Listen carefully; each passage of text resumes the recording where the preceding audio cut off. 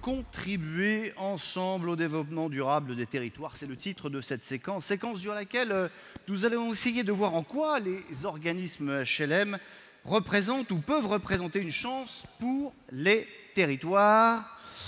Séquence pendant laquelle vous pouvez continuer à intervenir par SMS 06 40 24 21 57. Vous posez vos questions, il y en a eu beaucoup là que je n'ai pas pu poser, mais on n'avait pas assez le temps. Mais d'abord, qu'est-ce que c'est qu'un territoire? Ça, c'est une très bonne question. Allez-vous me dire? Eh bien, c'est la question qui a été posée à des Français de toutes origines, de toute obédience. Écoutez leurs réponses.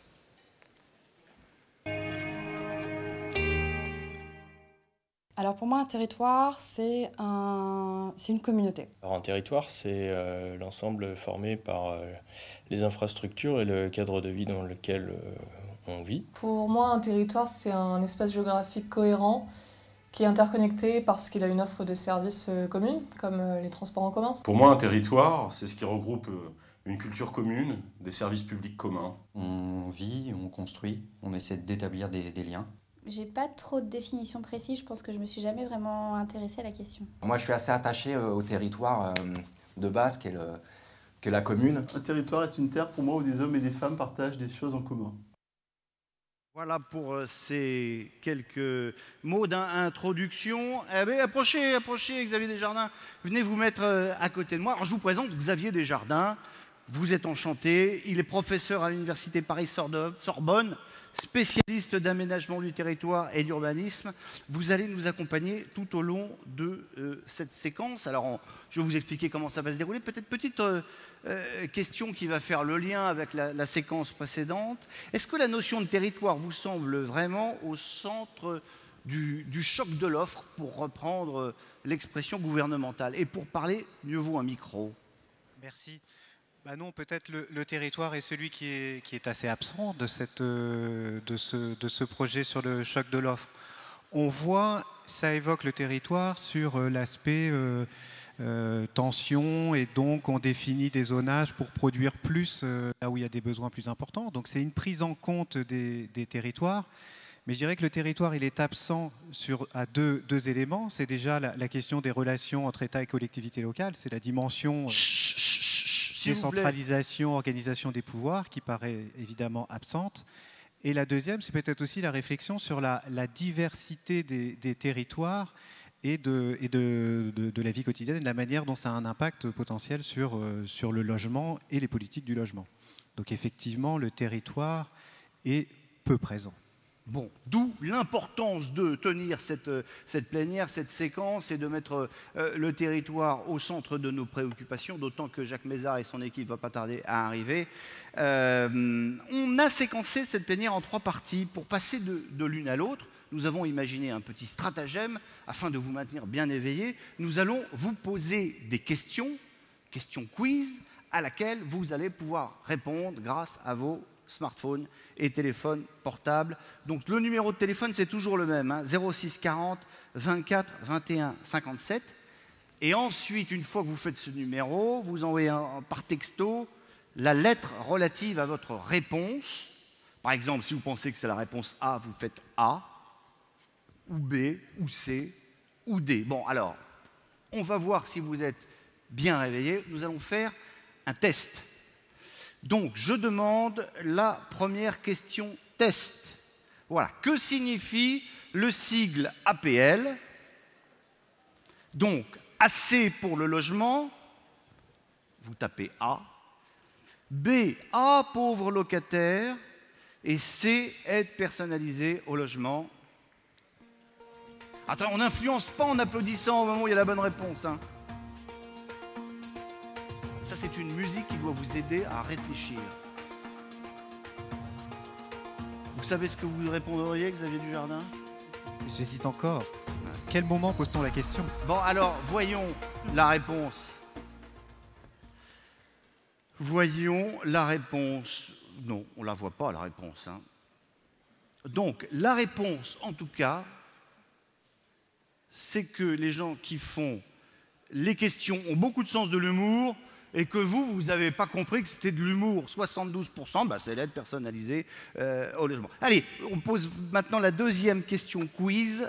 Celle-là, elle va nous permettre de progresser et d'avancer dans notre séquence. À savoir, combien de PCI ont disparu depuis 2014 ?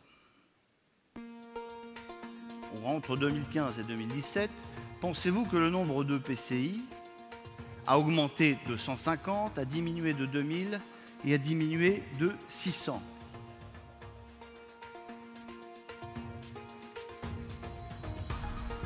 Et EPCI, ça veut dire établissement public de coopération intercommunale. Je vous le signale. Parce que... Alors, est-ce que nous avons la réponse ? Qu'est-ce que vous avez pensé ? Voilà. Ah, c'est étonnant. Finalement, 3 tiers et un peu plus. C'est quoi la bonne réponse, Xavier Desjardins ? Vous la connaissez ? Eh bien, c'est le B. C'est le B. Diminué de 2000. Qu'est-ce que ça signifie, dans le fond, Xavier Desjardins ? Ça veut dire que l'intercommunalité, aujourd'hui, c'est quelque chose qui est en marche ?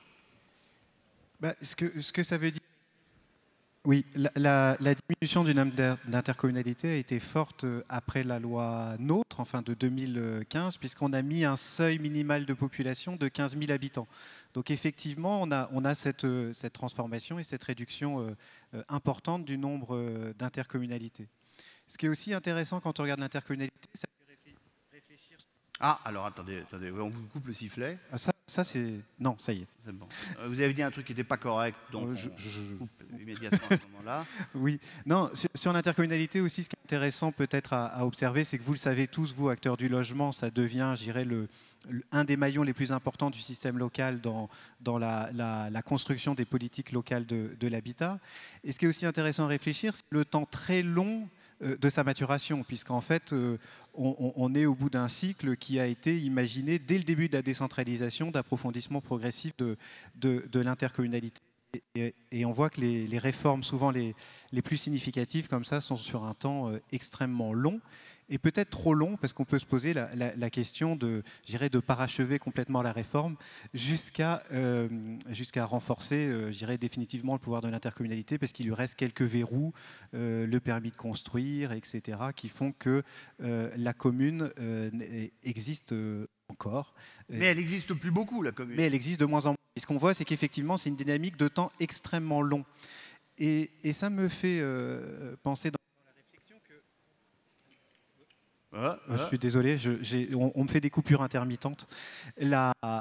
Toute cette réforme intercommunale sur laquelle on vit, de la décentralisation, s'est faite avec un Parlement qui était constitué d'élus locaux. Et ce qui explique très certainement la progressivité avec laquelle toutes ces réformes se sont faites jusqu'à aujourd'hui.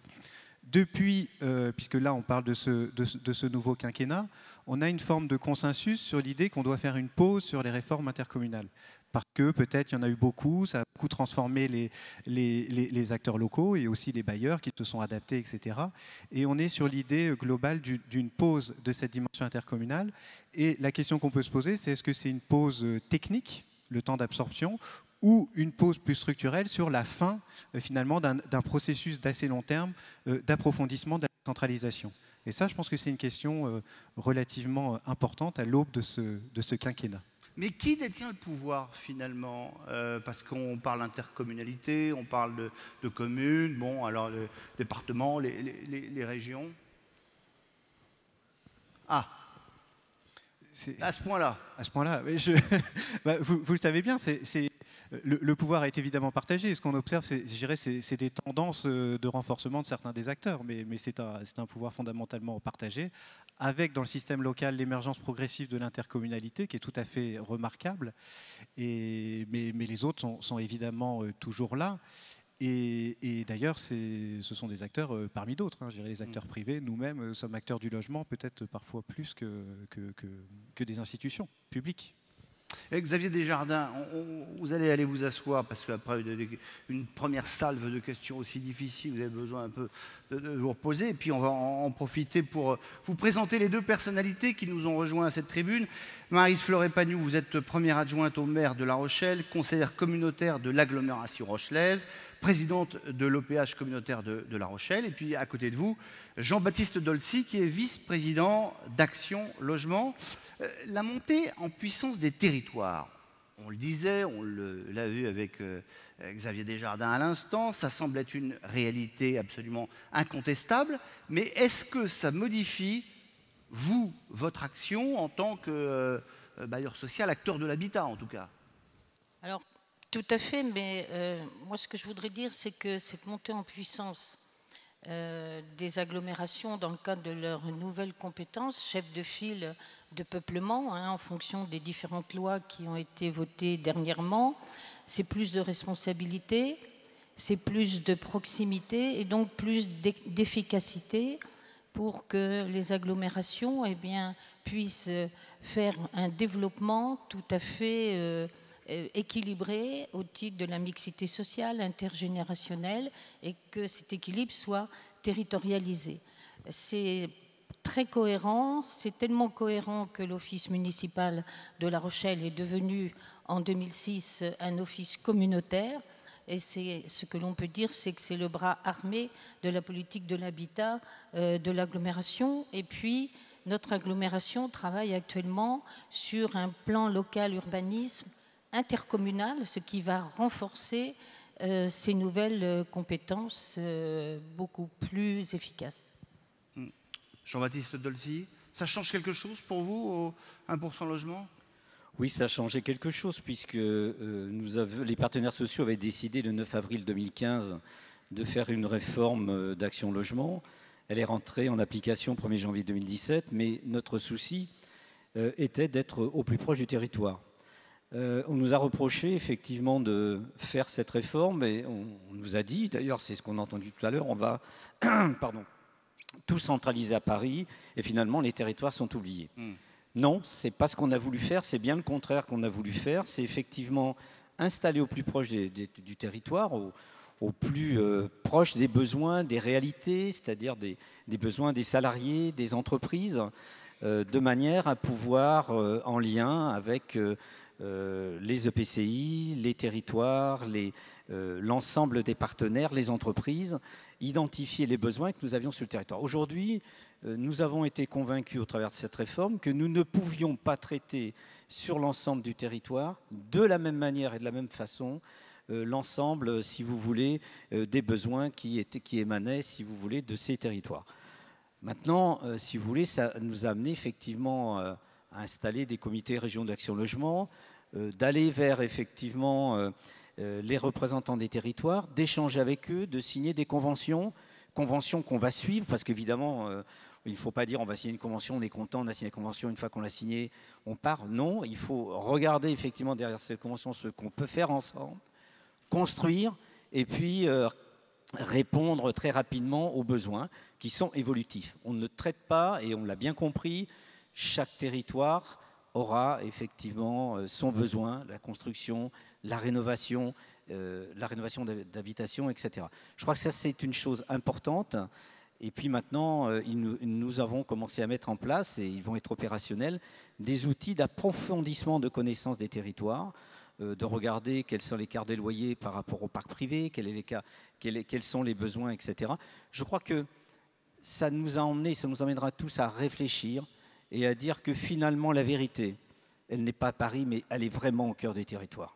Voilà ce que Xavier Desjardins, est-ce que cette montée en puissance des territoires, ça ne va pas créer, alors un truc qu'on déteste en France, c'est l'inégalité entre les territoires?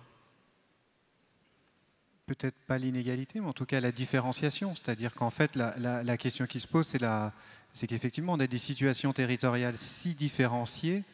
Prenons des questions, par exemple, toutes bêtes pour le logement, mais évidentes, des rythmes démographiques. On a des régions en croissance, des régions qui perdent de la population sur des temps très longs. Et donc la question qui se pose, c'est la différenciation. Et on voit bien que les acteurs locaux pensent différenciation, mais il y a tout un tas de mécanismes de financement du logement qui obéissent à des règles nationales, etc., et dont la capacité de différenciation est faible. Donc, inégalité peut-être, mais le souhait, en tout cas, c'est celui de la différenciation. Maryse Fleuret-Pagnou, c'est la fin d'une politique nationale du logement? Tenez, prenez un micro chacun, parce que vous voulez passer, il y en a pour tout le monde. Je ne crois pas que ce soit la fin de la politique nationale.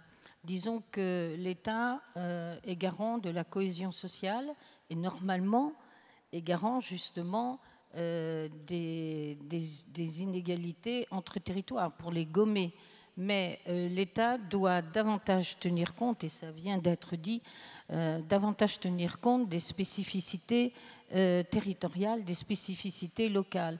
Et lorsqu'une loi sort, elle est généraliste et elle n'est pas toujours adaptée justement aux territoires locaux.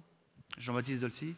Écoutez, moi je partage tout à fait. Je pense qu'aujourd'hui on voulait arriver finalement à une décision nationale et revenir effectivement à l'émanation des besoins de manière à nous aider au niveau national à mieux identifier quels sont les besoins de ces territoires et peut-être mener des actions spécifiques comme nous avons su le faire lorsque nous avons commencé à faire de la colocation, etc. Je crois qu'aujourd'hui, il faut abandonner l'idée que nous pouvons tout faire en centralisé. Je crois que le cœur de notre action doit être le territoire et c'est lui qui doit effectivement apprécier quels sont ses besoins. Voilà, je pense que ça c'est essentiel et ça nous devons aujourd'hui l'accepter et c'est comme ça et je crois que c'est dans l'intérêt, si vous voulez, de l'ensemble des bénéficiaires du logement social. Alors, symbole peut-être de... Je parlais de la politique nationale du logement, quelque part épiphénomène ou symbole, c'est comme vous voulez, cette histoire de zonage, de zones tracées à la règle par des hauts fonctionnaires au ministère du Logement ou ailleurs. Tout ça pourquoi? Pour créer une politique, et concomitamment à une politique fiscale du logement, des mesures de défiscalisation, afin de favoriser la construction, que ce soit Robien, Cellier, Pinel, on en parlait dans la séquence précédente. Elles se sont multipliées depuis 20 ans. Alors, sont-elles vraiment pertinentes? Je vous propose d'écouter d'abord la réponse d'un avocat, il s'appelle Richard Jodman.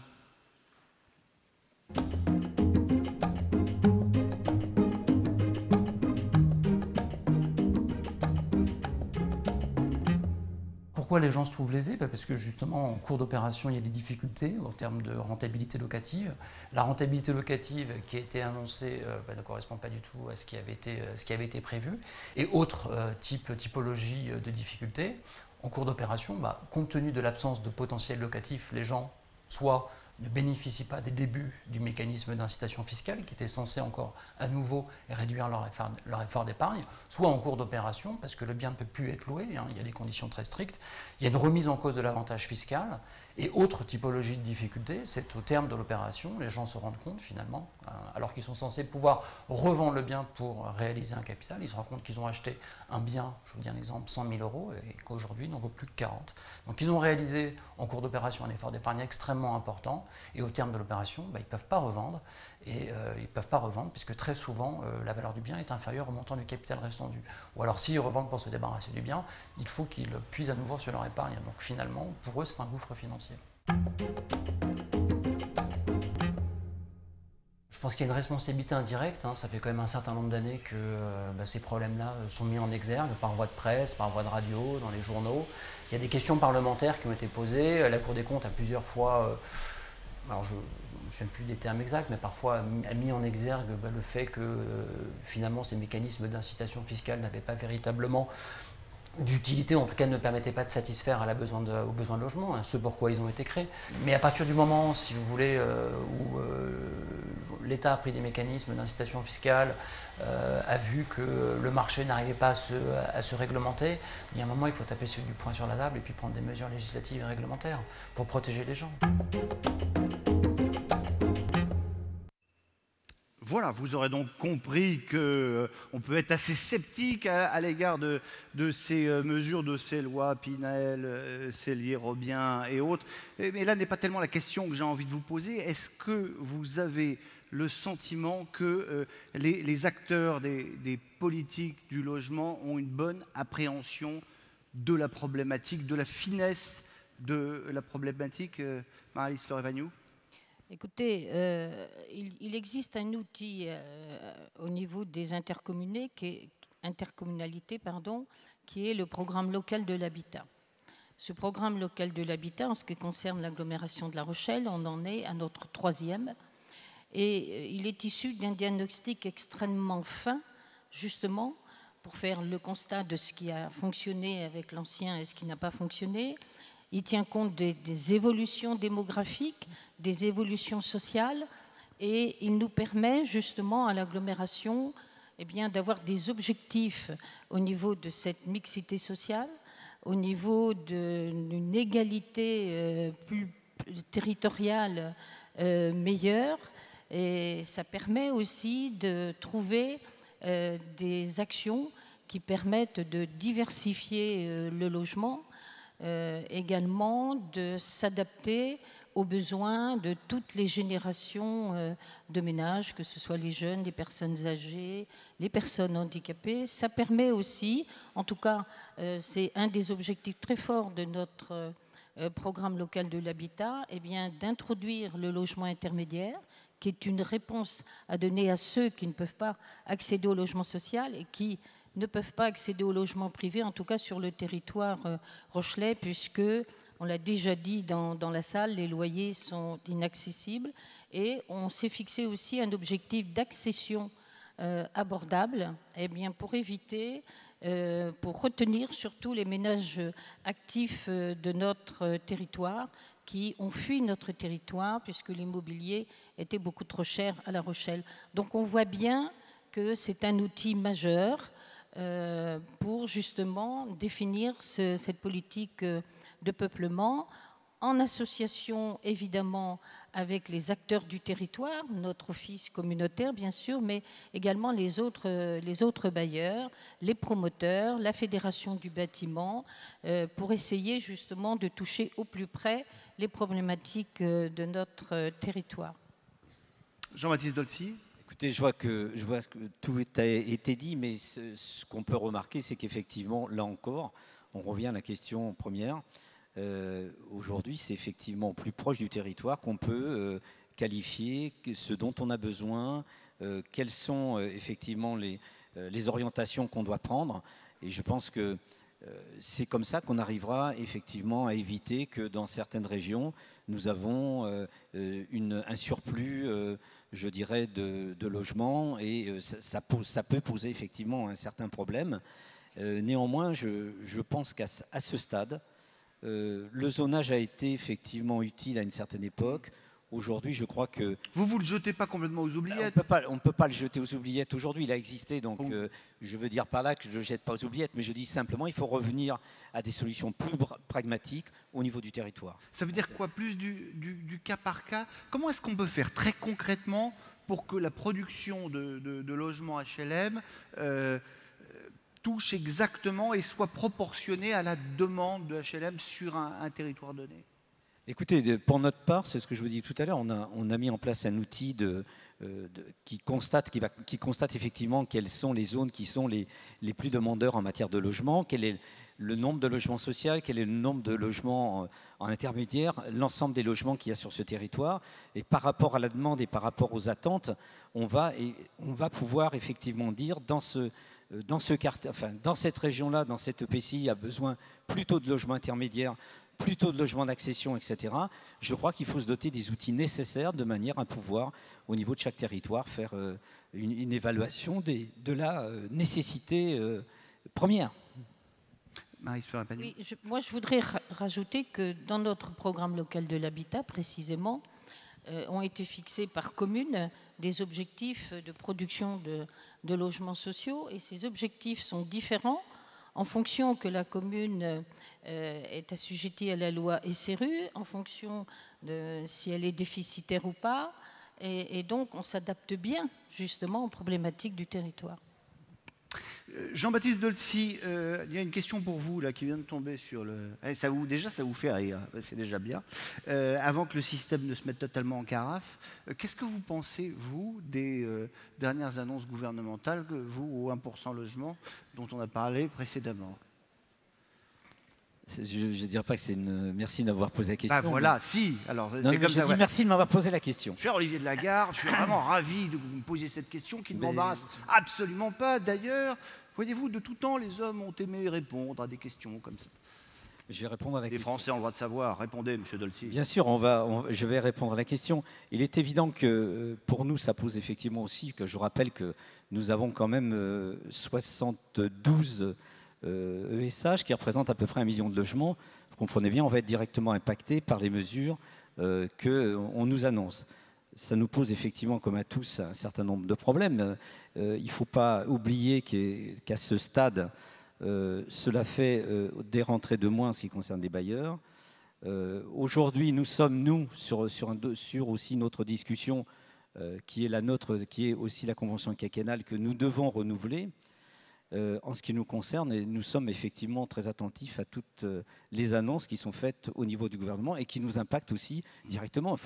Il faut pas se cacher derrière le petit doigt. Ah non, vous vous cachez pas du tout. On dit ça ne nous concerne pas. Si, ça nous concerne aussi. Bon, merci, je vous torture pas plus longtemps. Merci à vous deux d'être passés évidemment par le studio des formations professionnelles, par la tribune de cette plénière. Venez là, Xavier Desjardins. Vous n'en avez pas fini. On va passer à notre seconde séquence. Comment organiser l'action collective des organismes HLM au service des territoires? C'est comme ça qu'on l'a intitulé. L'importance du nombre d'organismes HLM est souvent remise en cause. Vous le savez, oui. Au nom d'une rationalité de l'action, ils sont trop nombreux, dépensent trop d'argent, ils tirent dans tous les sens, etc. Cette critique qu'on entend, cette petite musique, elle vous paraît pertinente ou pas?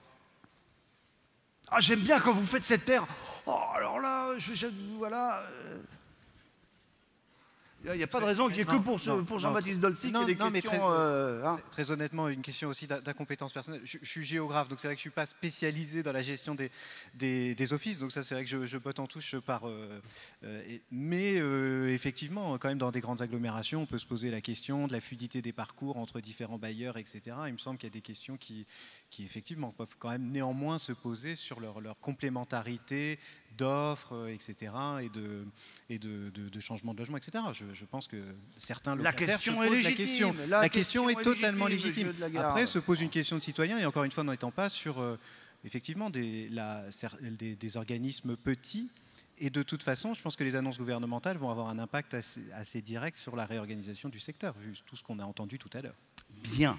On va poser une petite question quiz, histoire que réveiller un peu le public. Alors attention, c'est une question technique.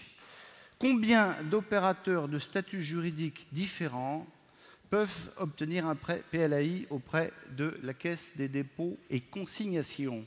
Si vous pensez que c'est 6, vous tapez A.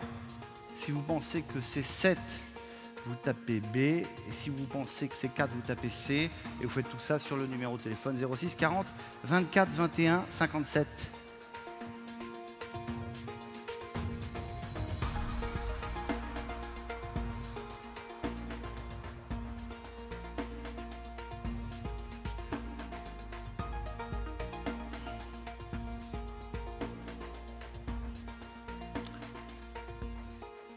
Alors, voyons la réponse. Qu'est-ce que vous avez répondu? Qu'est-ce que vous avez répondu, bon sang de bois? Alors, moi je vais vous répondre un truc. Il faut d'urgence que vous lisiez le rapport au Congrès où se trouve effectivement la bonne réponse, qui est la réponse A, c'est 6 et non pas 57% ou 7%. Qu'est-ce que ça signifie, Xavier Desjardins? Est-ce que ça conduit à dire que la solution est à la coopération inter-organismes? Eh bien, je pense. Non, oui, en partie. C'est ce qu'on va voir ensemble. C'est ce qu'on va voir. Est-ce que cette coopération entre les bailleurs ne pourrait pas être plus active? C'est ce qu'on va voir avec nos intervenants qui sont montés à cette tribune. Et alors, ils sont montés de ce côté-ci, ils auraient pu se mettre là-bas, mais enfin, c'est pas très grave, vous allez vous mettre là. Tant pis pour vous, vous aviez qu'à être pas de ce côté-là de la scène, il n'y a que pour les gens qui sont de ce côté-là que ça se pose. Alors, je vais vous présenter les intervenants qui ont pris place à cette tribune. Christophe Villers, vous êtes président de l'ARCA, l'Union sociale pour l'habitat Champagne-Ardenne, vice-président de l'Union régionale HLM Grand Est. Alain Vankshore, vice-président du Grand Reims, délégué à l'habitat. Julien Paul, vous êtes président du directoire du foyer rémois, membre du club des maîtres d'ouvrage de Reims. Donc, il ne vous aura pas échappé que beaucoup de représentants de la capitale des Champagnes sont présents à cette tribune parce que pour illustrer la coopération interorganismes, on va parler de ce projet en cours sur le territoire de Reims Métropole. En tout cas, on va en parler pour commencer. 5 organismes HLM ont accepté de s'engager ensemble dans la perspective de mise en place de l'agglomération du Grand Reims. L'agglomération du Grand Reims, c'est un truc relativement énorme. 144 communes, si mes informations sont bonnes. Cette démarche, signalons-le ici, s'inscrit dans la dynamique engagée par l'USH au plan national et toutes les fédérations en faveur des territoires dits détendus. Christophe Villers, on va commencer avec vous. Pourquoi les organismes HLM présents sur Reims Métropole, ont décidé de se retrousser les manches et de travailler tous ensemble? Alors, ils l'ont décidé déjà dans une tradition de travailler tous ensemble depuis maintenant plusieurs dizaines d'années. C'est un fait historique et puis ça s'impose au regard de l'idée de porter une seule voix constructive vis-à-vis de tout l'écosystème finalement qui intervient sur les politiques de l'habitat. Et la place de l'ARCA, de l'association régionale Champagne-Ardenne, c'est d'être finalement au plus près de ces interlocuteurs de territoire, capables d'animer cet écosystème. Donc bien évidemment les élus, représentés ici par M. Vanscore, représentés par l'État territorial, représentés par l'Agence de l'urbanisme par exemple, représentés par Action Logement, ils sont intervenus juste avant, de les mettre en capacité de dialoguer entre eux sur de l'expertise territoriale au plus près des élus. Bon, notre vocation, c'est d'être là depuis longtemps, de bien connaître les intervenants, de pouvoir les accompagner, les aider et de pouvoir fluidifier finalement la parole et d'être dans l'élément de différenciation au micro. Voilà. Et pour autant, notre association régionale, vous l'avez cité, fait partie d'un système d'organisation régionale, donc une union régionale. Ça veut dire qu'on est effectivement capable de bouger sur plusieurs échelles, d'être dans le macro-régional, tout en étant très proche des territoires, en étant dans le micro et dans le cas d'espèce près de la ville de Reims. Voilà ce que je pourrais vous dire en première réponse. Mais je vous repasserai la parole tout à l'heure. Alain Vanscore, l'élu, dites-moi, la présence de 5 organismes HLM, les yeux dans les yeux. Vous allez me dire que c'est le bonheur absolu. Est-ce que c'est pas quand même beaucoup plus compliqué? Oui, c'est plus compliqué. Est-ce que c'est un désavantage? Je ne pense pas. Il y a plus d'idées dans 5 têtes que dans une.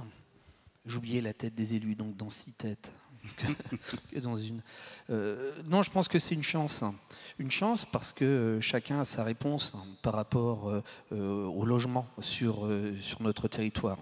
Et notre territoire a quand même une configuration très, très spéciale.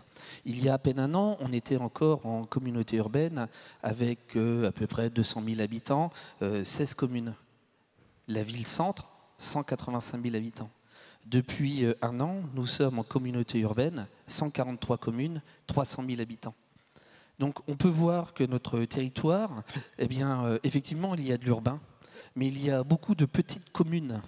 Et ça, nous avons besoin de nos organismes logeurs aussi pour pouvoir avoir cette prospective. Comment nous pouvons travailler ensemble? Nous avons une chance, nous allons refaire notre PLH. Notre PLH, il ne peut se faire qu'avec nos partenaires. Et nos partenaires, les organismes logeurs, eh bien, en font partie. Il est important qu'on puisse avoir cette vision globale. Naturellement, à certains moments, il y a des positions politiques et il y aura sûrement des désaccords. Mais au-delà de nos désaccords, nous arrivons toujours à trouver des solutions. C'est ça qui est intéressant, c'est de faire avancer le territoire et d'avoir des réponses qui sont réellement adaptées aux besoins. Nos premiers... ce matin, j'ai eu une discussion avec une personne qui me disait les organismes logeurs, eh bien, il y a des clients. Des clients, non, ce sont des locataires et on doit pouvoir répondre à leurs besoins. C'est ce que j'attends des organismes logeurs. Il y a un territoire et ce territoire, nous devons savoir ensemble l'appréhender pour répondre à ces besoins. Et c'est ça que moi j'attends des organismes logeurs. Alors qu'ils soient 5, eh bien c'est une réflexion, effectivement. Ça fait beaucoup de réunions, quoi. Beaucoup de réunions. La réunion, pour le plaisir de faire de la réunion, effectivement, ça ne sert à rien. Je pense qu'on est quand même efficace quand on a envie et quand on a un projet commun sur notre territoire. Le nombre de réunions, c'est pas vraiment important. Bon, Julien Paul, Alain Vanscoy a décidé d'être, voilà, je dis pas politiquement correct, je dis voilà, il y a 5 intelligences plus celle des élus, tout va bien, on réfléchit tous ensemble. Concrètement, comment est-ce que ça se passe au quotidien, cette coopération entre organismes? J'ai d'ailleurs une petite question pour vous. Coopération, est-ce que ça veut dire fusion? Est-ce que c'est complémentarité ou est-ce que c'est concurrence? Comment ça se passe? C'est forcément complémentarité. Forcément. Alors, si je dis forcément, c'est qu'il ne faut surtout pas oublier que nous sommes un outil au service du développement des territoires. Et qu'en territoire détendu comme les nôtres, la question de l'efficacité économique des outils mobilisés est un point absolument clé pour leur pérennité. Et la façon dont nous sommes en capacité d'organiser la réflexion de notre côté, la collectivité du sien, et la façon dont ensuite se réunissent ces réflexions pour renforcer l'ensemble des acteurs et leur permettre de remplir cette mission est absolument crucial. Alors, qu'est-ce qu'on a décidé en local, puisque c'était votre question plus précise, et je tiens d'autant plus à le souligner que ça a été aussi une manière de montrer que toutes les familles du logement social étaient en capacité de réfléchir et de travailler ensemble, puisque notre club des maîtres d'ouvrage est constitué d'ESH, de coopératives, d'OPH, et qu'au regard des réglementations changeantes et à un rythme de plus en plus fréquent, le fait qu'on puisse arriver face à la collectivité dans une réflexion concertée pour participer de l'élaboration des documents programmatiques tels que PLHI, PLUI, et le I est important, M. Vanscoy a commencé à embrosser la complexité, est une des garanties de cette valeur ajoutée pour peser sur le développement du territoire. Christophe Villers, ça a été facile de travailler ensemble? C'est facile de travailler ensemble? C'est facile parce qu'on se connaît bien. Alors ça ne veut pas dire que c'est un monde merveilleux et parfait. Oui, c'est bon, on n'est pas le village des bisounours quand même. Non, non, mais on arrive même à Reims. On arrive même à être en désaccord quand il faut travailler sur la question des garanties d'emprunt. Voilà, mais je vais dire oui, c'est facile parce qu'on a du franc-parler, parce qu'il y a des enjeux, on a une vocation à porter le territoire collectivement et notre rôle, nous, d'association régionale, c'est de mobiliser aussi de l'ingénierie pour pouvoir justement amener des idées nouvelles ou des personnes, des tierces, qui amènent des regards nouveaux sur le territoire. On a mobilisé un bureau d'études qui s'appelle CODRA, qui nous amène une lecture très très intéressante du territoire.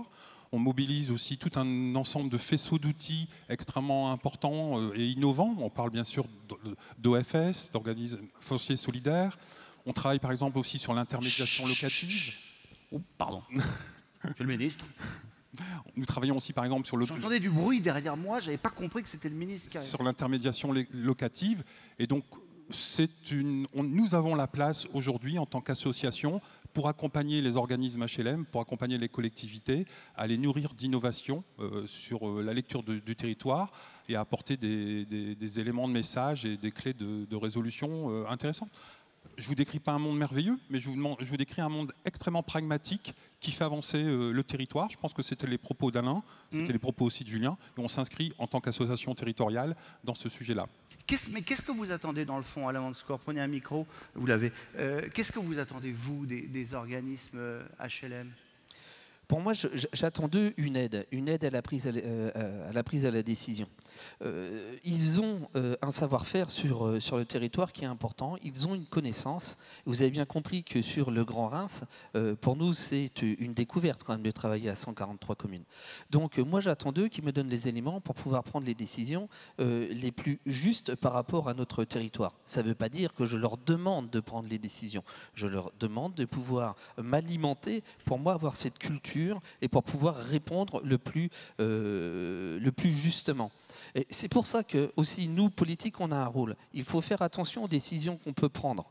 Il y a des décisions qui peuvent paraître anodines, mais si nous voulons réussir cette mixité de territoire, si nous voulons réussir ce vivre ensemble, il y a des choses très importantes. Par exemple, moi, actuellement, il y a des choses qui me font peur. Je suis vice-président, effectivement, du Grand Reims, mais je suis aussi maire d'une commune, et toutes les réformes qu'il peut y avoir autour de l'ATH, même s'il faut mener une réforme, attention à ce que cela ne peut pas amener plutôt à des maires à avoir des certitudes de financement par rapport à une taxe foncière et de laisser tomber, même si la loi SRU cadre effectivement le pourcentage de logements sociaux que l'on peut avoir.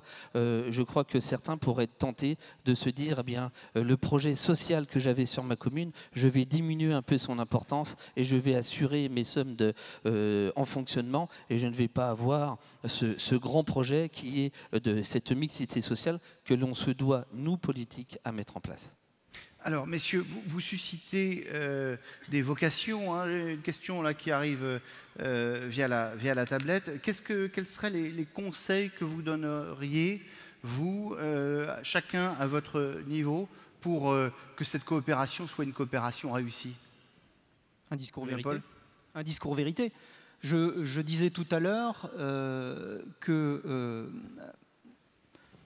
la responsabilité que nous portons de façon partagée, que cette cohésion territoriale, que cette cohésion sociale à travers les missions d'intérêt général que nous avons apportées, impose ce discours vérité entre nous.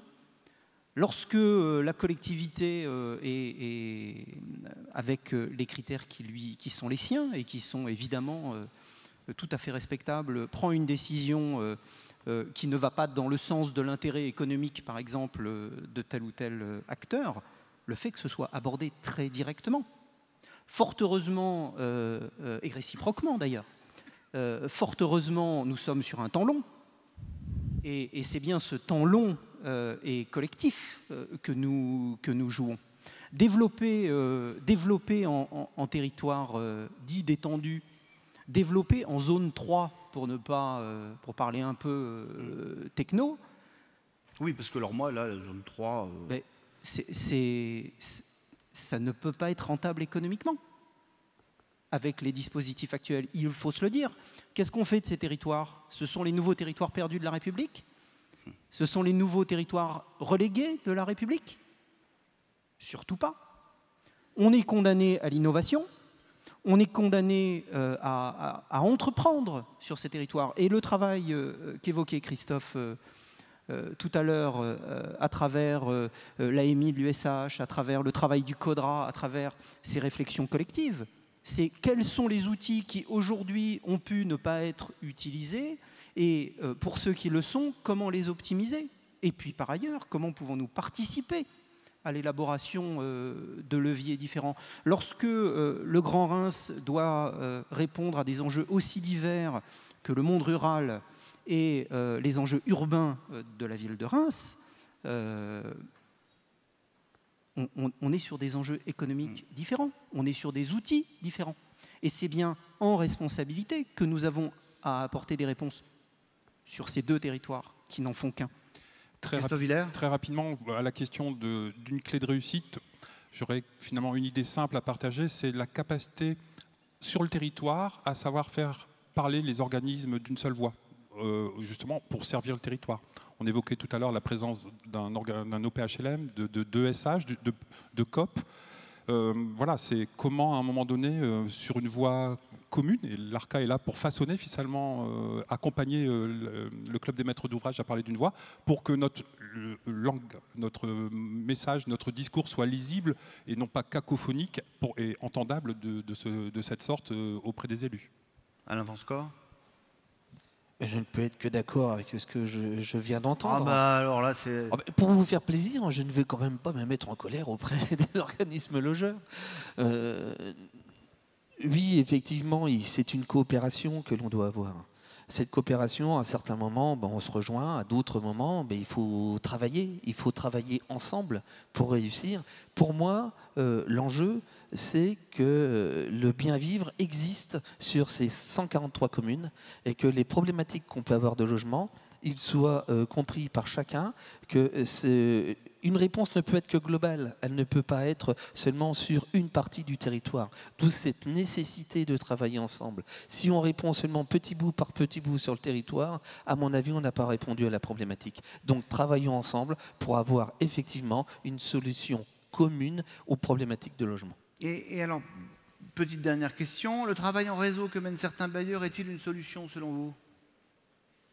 Oui, c'est l'essence même des associations territoriales ou régionales que d'animer ce travail en réseau, de soutenir les bailleurs qui sont peut-être en difficulté, qui n'ont pas forcément accès à l'ingénierie, pour pouvoir, j'allais dire, avoir une force collective dans la différenciation ou des familles ou des actionnariats pour, par exemple, les ESH, mais au service du territoire, oui. Donc, et effectivement, le travail à réseau est une réponse pragmatique aux élus. Et je pense qu'il y a aujourd'hui suffisamment d'enjeux dans les réformes qui s'annoncent, ou y compris du côté des collectivités, pour pouvoir non pas se poser localement comme un problème, mais comme un vecteur de solution, de fluidité et de pragmatisme. Eh bien, merci à vous trois, messieurs.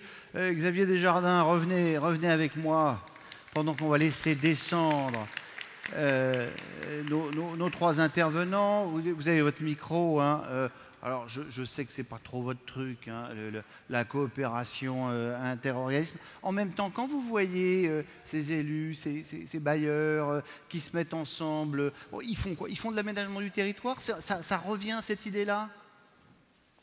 Oui, à leur échelle, c'est de l'aménagement du territoire. Et je voulais juste revenir sur un petit élément qu'ils ont évoqué sur leur capacité de connaissance du local. On a fait avec des collègues, puisque je suis à l'université, beaucoup de recherches sur les politiques locales de l'habitat dans les territoires en déclin, déclin démographique ou déclin économique. Et ce qu'on a pu voir, c'est que c'est sûrement les endroits où c'est le plus dur d'exprimer politiquement un projet qui prend acte de cette situation. Et ça, je pense que localement, je dirais qu'on voit, mais de la manière de le percevoir à construire un projet politique avec, c'est quand même une vraie difficulté. Et ça, on voit que beaucoup de PLH, en fait, se refusent à l'affirmer et à construire un projet à partir de ça. Donc, pour dire que voir localement, c'est bien, mais méfions-nous du local qui, parfois, n'ose pas se dire à lui-même tel qu'il est. Ah oui, ça arrive aussi. Bien sûr. Xavier Desjardins, dernière séquence. Maintenant, on va s'interroger sur la meilleure façon de répondre finalement à la diversité des situations territoriales.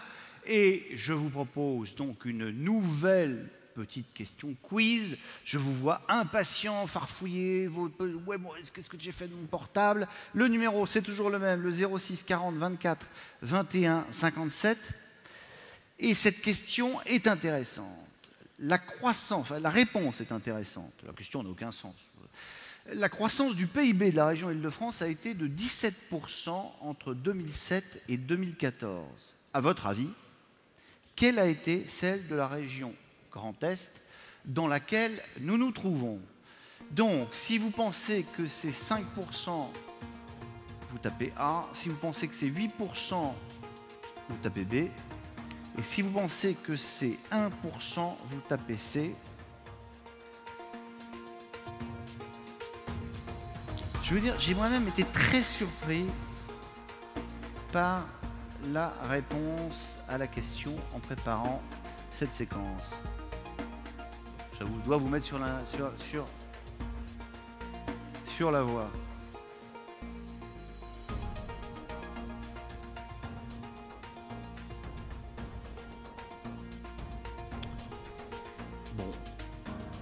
Est-ce qu'on a la réponse? Enfin, est-ce qu'on a en tout cas le résultat?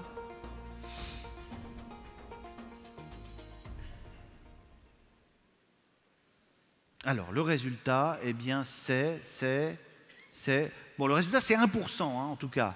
Et évidemment, vous n'êtes pas très nombreux à penser que c'est seulement 1% de croissance pour le PIB de cette région Grand Est, dont on dit pourtant qu'elle est, et à juste titre, qu'elle est dynamique quand on pense à Strasbourg. Et pourtant, c'est ça. Ça signifie, Xavier Desjardins, qu'il y a de grandes différences entre les régions. Alors, comment est-ce qu'on fait pour faire face à ces différences? Effectivement, ce que vous voyez là sur ce chiffre, sur les tableaux que vous avez ici, c'est effectivement les différences régionales qui sont très importantes, avec l'Île-de-France qui est la Corse. L'Île-de-France qui est la région à la Corse. Pourquoi la Corse est un peu particulier? Parce qu'on a 22%, vous voyez bien sur le tableau qui est là, et je n'ai pas d'explication sur le 22% de la Corse. C'est la région qui apparaît là. C'est pour ça que voilà, je parle alors donc quand on n'a pas d'explication, on dit c'est un peu particulier. Exactement, voilà. Je botte en touche. Mais ce qu'on voit bien... Ça me rappelle mes profs à la Sorbonne. Voilà. Ils savent bien. Quand on ne sait pas, faut mieux ne rien dire peut-être. Donc c'est ce que je fais. C'est peut-être une erreur. Hein, c'est peut-être une erreur. Le 22% m'étonne, me surprend, mais surtout ce que l'on sait par ailleurs... Non, c'est ça. C'est ça. Bon, tant mieux pour la Corse. Donc la Corse se porte bien, c'est une bonne nouvelle déjà que nous avons économiquement. La croissance est vive, mais c'est une région beaucoup moins peuplée que les autres aussi, donc il faut pondérer le résultat. Non, ce que l'on voit bien, c'est l'Île-de-France qui est devant et les régions du sud de la France, et on voit bien aussi la différenciation régionale. Une différenciation régionale, notre représentation à penser les régions anciennement industrielles qui vont pas très bien, on le sait de longue date, Nord-Pas-de-Calais, Lorraine, etc. Et plus globalement aussi aujourd'hui, c'est l'ensemble des régions du bassin parisien qui se retrouvent finalement avec les mêmes dynamiques de développement. Et ça, c'est peut-être l'élément nouveau, et la rupture de 2008 entraîne une nouvelle géographie. Et ce que montre bien aussi ce tableau, c'est que la lecture dominante du débat territorial, c'est les métropoles et le reste du territoire. Oui. C'est comme ça qu'on publie, on dit il y a les métropoles et les territoires qui ne vont pas bien. On voit bien que cette lecture, elle a un fond de vérité, sinon elle ne serait pas là, mais qu'elle est assez peu explicative, puisque les mécanismes dominants sont quand même par les dynamiques socio-économiques des territoires d'assez longue durée et qui posent des difficultés particulières à de grandes régions françaises. Et ça, évidemment, pour l'habitat, c'est quand même un secteur d'interrogation fort. Pour l'habitat, je dirais qu'il est aujourd'hui, il voit ces phénomènes avec un effet retard, parce que l'évolution des revenus est moins brutale que l'évolution de la production. Parce que l'évolution des revenus obéit aux mécanismes distributifs, à la fonction publique, etc. Et donc, les revenus des Franciliens n'ont pas augmenté de 17% quand ceux de Grand Est ont augmenté de 1%. La différence est beaucoup moins importante. Mais néanmoins, à long terme, ça pose quand même un ensemble de questions d'équilibre du développement. Et ceux qui, évidemment, en sont les principales victimes, d'une certaine manière, enfin qui peuvent monétariser le coût de ces évolutions territoriales, c'est bien évidemment les bailleurs qui se retrouvent avec un parc moins utilisé, sous-utilisé, en difficulté, etc. Et donc là, tout à l'heure, il y a une petite question là qui apparaissait sur il faudrait réinventer l'aménagement du territoire. L'aménagement du territoire de la grande époque, De Gaulle, etc., on était dans un aménagement du territoire qui répondait d'abord, je dirais, aux besoins des entreprises. C'était une adaptation du territoire au système productif de l'époque. On voit bien qu'aujourd'hui, les demandes d'aménagement obéissent plutôt à des questions sociales ou comme celle du logement. Parce que c'est ce que font nos petits camarades de la région de Reims qui étaient sur la scène précédemment. Oui. Oui, ils participent de ça. Mais effectivement, la question qu'ils peuvent aussi poser, c'est les mécanismes nationaux et plus globaux qui peuvent éventuellement réduire les déséquilibres régionaux. Et ça, c'est une question importante. Xavier Desjardins, vous allez vous asseoir avec vos petits camarades là-bas que je vais vous présenter. Chantal Bousquard-Lévy, vous êtes présidente du Conseil social de l'USH, vous êtes une élue CFTC, Laurent Laurillard, directeur général de France Loire, et Philippe Bis, conseiller euro-métropolitain de Strasbourg, président du pôle Habitat de Strasbourg. On dit que vous êtes le régional de l'État, donc voilà. On va parler, si vous voulez bien, je voudrais qu'on divise notre débat en deux parties. On pourrait parler d'abord de la situation dans les zones tendues, Et puis ensuite, on verra quand même aussi la particularité de ces zones non tendues. 93% des communes, disait Alain Cacheux, Laurent Lorillard. Bon, vous n'êtes pas d'accord sur les chiffres, bon, mais peu importe. Commençons par donc ces zones tendues. Je vais vous passer la parole, Philippe Bis. Comment est-ce qu'on évite, à votre avis, la concentration des populations les plus fragiles dans les mêmes quartiers et des quartiers dégradés ou en rénovation? On parle beaucoup de territoire, c'est le thème de ce congrès. Je crois qu'en définissant par la loi le territoire pertinent, à savoir aujourd'hui l'intercommunalité, on arrive à faire en sorte que chacun au sein de ce territoire arrive à s'organiser, à organiser à travers le PLH qu'on a évoqué à l'instant, le développement de l'habitat et du logement social sur le territoire, et à travers une politique de peuplement qui soit davantage partagée qu'elle ne l'a été jusqu'à présent, voir comment on arrive à faire en sorte que les populations soient le mieux réparties sur le territoire, l'utopie restant que chacun puisse habiter dans le logement et dans la ville qu'il a choisi. Mais ça, c'est de l'utopie. Oui, mais c'est vers cela qu'il faut tendre, et pour tendre vers cela, il faut arriver à s'organiser. Notre force, la force des bailleurs, c'est qu'on arrive justement à s'adapter au territoire et à faire en sorte que sur les territoires tendus, on n'ait peut-être pas forcément la même organisation que sur des territoires qui le sont moins. Je prends l'exemple que je connais le mieux, celui de Strasbourg et de l'Eurométropole. Oui. Nous sommes organisés de façon à, mener la politique qui soit la plus partenariale possible, ça a été évoqué avant, avec les bailleurs, la collectivité qui est la garante de l'organisation du débat et du partenariat, les bailleurs, les associations de locataires, les promoteurs, la fédération du bâtiment. Ce sont tous ces acteurs, les architectes, qui ont participé à l'élaboration du PLH en 2008, aujourd'hui plan local de l'urbanisme. Et à partir de là, on s'organise, on construit, à partir d'un diagnostic le plus précis possible, et on fait en sorte qu'on arrive à attribuer ces logements de manière la plus équilibrée possible pour éviter, vous l'avez dit, de renforcer ces ghettos qui existent encore et pour faire en sorte que, je me répète, chacun puisse habiter le mieux possible. Et puis évidemment, nous on construit près des stations du tramway, on essaye de faire en sorte d'avoir une politique cohérente avec l'ensemble du logement, avec l'ensemble des politiques publiques. Chantal Bouxiat-Lévy, cette politique cohérente dont parle Philippe Bis, elle doit être prise à quel échelon? Au niveau de l'État ou au niveau de la région, des intercommunalités, des eurométropoles, des communes, Donc les membres du Conseil social. Alors, parlez bien près du micro. Les membres du Conseil social sont persuadés en fait que la réponse se trouve au niveau des territoires, que l'analyse des besoins se fait au plus près des populations et qu'il est important de recentrer le maillage sur l'analyse de la demande. On constate aussi qu'au niveau des territoires tendus, il serait intéressant. On a eu des intervenants qui nous ont développé un certain nombre de projets qui ont été menés à leur terme, innovants, associant des organismes HLM à des associations, et qu'il y a eu une réelle participation des populations à ces projets. On a constaté qu'il y avait une réflexion à mener différente dans l'approche de ces besoins et de ces analyses. Donc je pense qu'il y a effectivement une préoccupation première, à savoir le besoin dans les territoires, l'analyse de la demande des locataires. C'est vraiment un constat qu'on a tous fait autour de la table, en sachant bien qu'il y a la préoccupation première, le besoin locataire. L'analyse, je vous entends tous les deux, il faut une analyse fine au niveau du territoire. Et puis ensuite, et je me tourne vers vous, Laurent Lorillard, est-ce qu'il faut construire? Évidemment, tout le monde ça est d'accord.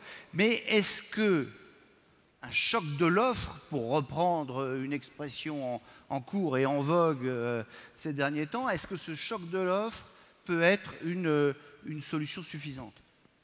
Alors, je vais répondre à la question du choc de l'offre que je n'ai pas éludé, mais je voudrais juste apporter un complément sur la question d'avant, sur les aspects territoriaux. Moi, je rejoins donc les participants à la table ronde sur le caractère local principalement, concernant la bonne échelle pour gérer le logement. C'est d'abord le PCI. Dans les territoires les plus ruraux, c'est probablement le département. Et sur des questions de mutualisation, c'est probablement la région.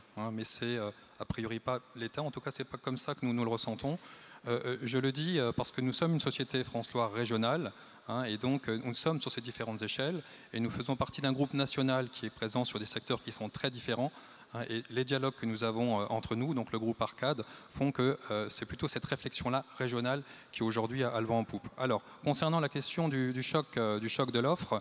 Est-ce qu'il faut construire massivement finalement? Parce que, vous savez, c'est ce qu'on regarde à la fin de l'année. On dit, ben voilà, le logement social a construit tant de logements cette année, c'est en hausse, c'est en baisse, voilà.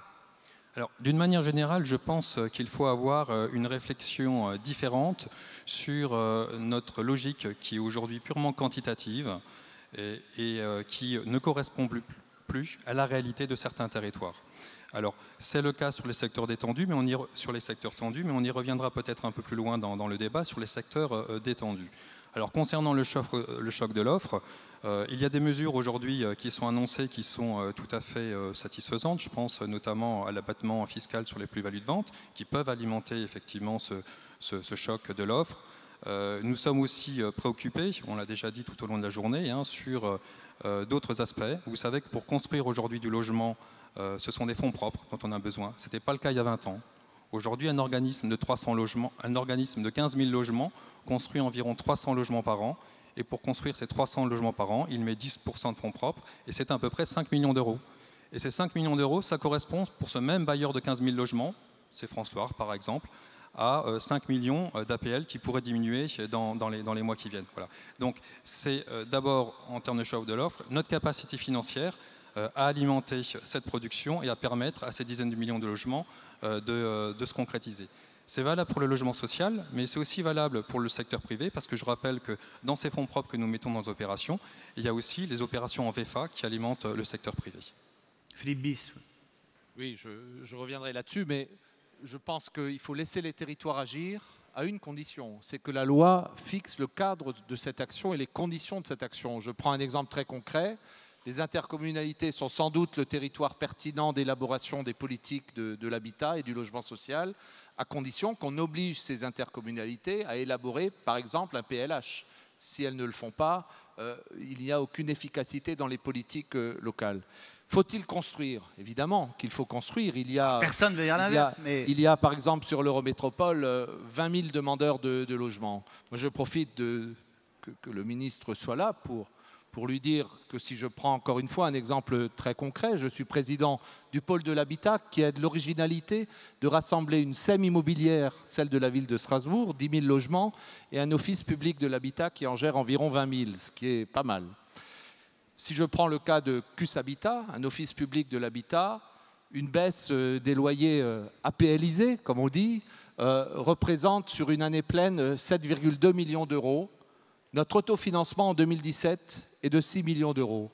Monsieur le ministre, avec cette mesure, nous ne construirons plus. Je vous le dis. Et donc, je crois que...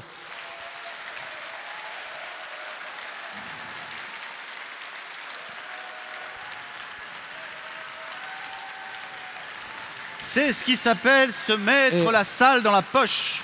Non, mais franchement, je suis candidat à rien, mais c'est la réalité mécanique. En touchant ce petit paramètre qu'est le montant des loyers, qui sont le cœur nucléaire de la construction, de la réhabilitation et de l'entretien de notre patrimoine, c'est le système même d'un modèle qui est aujourd'hui, Roland Ritz l'a rappelé ce matin, les premiers logements sociaux à Strasbourg ont été construits en 1871. Et depuis, nous avons réussi à conserver ce modèle, à l'améliorer, et je regrette qu'aujourd'hui, on soit en voie de le démanteler. Bien, ça, c'est dit, c'est fait. Xavier Desjardins, pour revenir sur notre problématique du logement tendu, vous voulez rajouter un petit mot? Laurent Laurillard qui voulait réagir. Non, non, mais attendez, bon, personne ne voulait plus parler, quoi. Bon, eh bien, c'est pas grave, ça tombe très bien parce que de toute façon, le temps presse. Et puis, je voudrais qu'on parle aussi de la situation en zone détendue, en pays rural, peut-être. Il y a des situations, évidemment, qui sont très différentes dans ces territoires. Et pour lancer le débat, je vous propose de regarder ce petit film que nous avons été tournés dans le Livradois-Forêt. Alors le Livradois-Forêt, c'est une région absolument merveilleuse. Ça se situe à peu près entre Saint-Étienne et Clermont-Ferrand et vous allez la découvrir en images.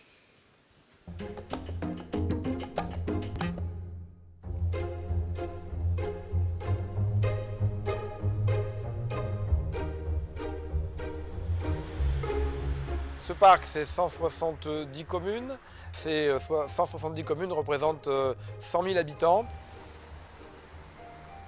Si nous avons un label parc naturel régional, c'est entre autres pour la qualité patrimoniale de nos paysages. Et on sait bien que la qualité patrimoniale, elle est directement impactée par des formes d'habitat. Aujourd'hui, on est face à un relatif vieillissement, à un changement de tissu économique, à un changement de génération. Il nous est apparu que les centres-bourgs, les centres-villes étaient aujourd'hui en phase de déclin et avec un bâti vacant important. Comment lutter contre ce déclin démographique sans impacter, sans nier la qualité des paysages? Comment on peut le rendre à nouveau attractif avec le maintien de commerces et de services? Vous avez un travail remarquable qui a été fait par la municipalité, l'intercommunalité, les bailleurs sociaux, ainsi que des investisseurs privés. C'est un projet de revitalisation de centre-bourg pour une commune de la taille d'Olliergues, à peine 800 habitants, un projet total de l'ordre de 2 millions d'euros. Vous pensez bien qu'une commune comme Olliergues ne pourrait pas mener un projet de cette ampleur sans avoir des partenariats importants. Aujourd'hui, il faut qu'on travaille entre bailleurs et avec les collectivités, que ce soit les communes, les intercommunalités, les conseils départementaux, pour repenser notre patrimoine, à la fois savoir le rénover, mais aussi savoir le démolir et savoir en construire un autre en substitution. C'est en fait un échange qu'on est en train de faire en vue d'écrire une charte, c'est-à-dire un engagement dans lequel les différents niveaux de collectivité, les différents bailleurs s'engageraient sur la nécessité de ce dialogue et puis de savoir où mettre en fait l'argent public et les fonds propres des bailleurs pour que voilà, on soit aussi économe et qu'on produise des logements qui sont des logements adaptés à la situation aussi des habitants, des demandeurs. Au-delà d'un projet de charte, c'est une volonté de travailler en commun. On croise nos regards sur les centres-bourgs. L'intérêt pour nous, c'est de mettre en place une dynamique. C'est de montrer qu'on travaille autrement aujourd'hui, qu'on travaille de manière plus partenariale, plus transverse. Et finalement, si on a un logement locatif bien rénové, bien aménagé, avec un espace public de qualité, des commerces et des services, eh bien, les centres-bourgs sont très attractifs et deviennent quasiment aussi compétitifs, voire davantage que le pavillon isolé où on n'a qu'une haie de tuya comme paysage. Voilà pour la situation en Livradois-Forêt, mais elle pourrait être dupliquée dans bien d'autres endroits. Laurent Laurillard, est-ce que l'action du logement social a quelque chose à faire? Est-ce que le logement social a quelque chose à faire dans ces zones détendues? Après tout, on pourrait penser que, étant donné que c'est détendu, étant donné qu'il y a de moins en moins de gens qui y habitent, il y a de plus en plus de logements qui sont de moins en moins chers. Bref, on ne sait pas ce que vous faites exactement. Alors, vous posez une question qui est tout à fait intéressante aujourd'hui parce qu'elle met bien l'accent sur notre capacité que nous avons quelquefois collectivement à appréhender les dynamiques notamment de la construction. Aujourd'hui, l'ensemble, enfin depuis maintenant des lustres, l'ensemble du débat public se situe autour des aspects quantitatifs concernant la production de l'offre en indiquant sur certains territoires il y a des logements inoccupés, donc on ne construit plus. Et sur d'autres territoires, il y a une demande qui excelle l'offre, donc on focalise toute la construction sur ces territoires-là. On est en train de mesurer, là aujourd'hui, au sein de nos territoires détendus, je parle de départements comme ceux du Cher, de l'Allier, de l'Indre, de la Creuse, on est en train de mesurer les conséquences extrêmement préoccupantes de cette politique qui existe depuis 10 ans et qui, si elle se prolonge encore pendant 10 ans, va aboutir à la situation suivante. On aura, sur nos secteurs détendus, une quasi-absence de produits récents, plus de logements construits après 2000.